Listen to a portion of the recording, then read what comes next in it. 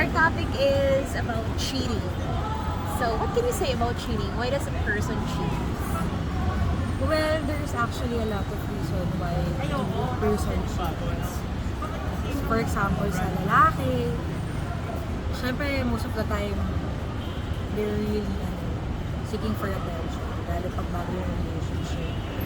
Then, minsan kasi sa lalaki din, they do cheat kasi may nakikita sila much better or better na tao dun sa relationship nila. And most of the time kasi, well, we all know naman din na boys are born polygamous. And boys will always be boys. So, yun din yung isang problema ng mga lalaki.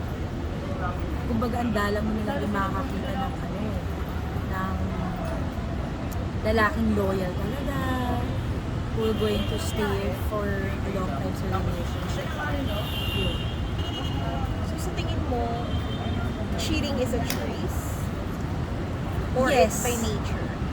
I think both nature and it's a choice. Kasi there's a reason why do a person cheat. Because toxic na yung relationship, walang oras yung isa, busy yung isa, tapos hindi na sila masaya. Yung ganun.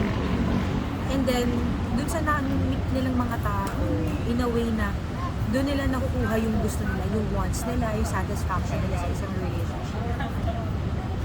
So, what can you advise na instead mag-cheat, at paano nila dapat i-end yung relationship instead of cheating?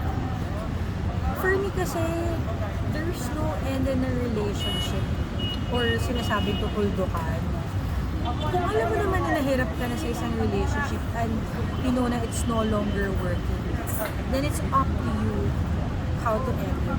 Because you have an option. You want to continue it because you love that person. You want to stay with that person. Kaya diba, sa common Filipino culture na, hindi, mahal ko siya, magsistay ako sa kanya. Kahit pabalik-balik na sinasaktan niya ako. Ganun. And there's another way naman to end a relationship is just to stop.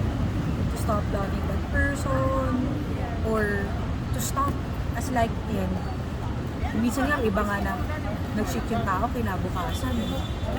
Hindi na nakipag-communicate, diba? So, there's a lot of ways on how to stop isang samang relasyon or ano ba matatawag doon? Hindi magandang relasyon.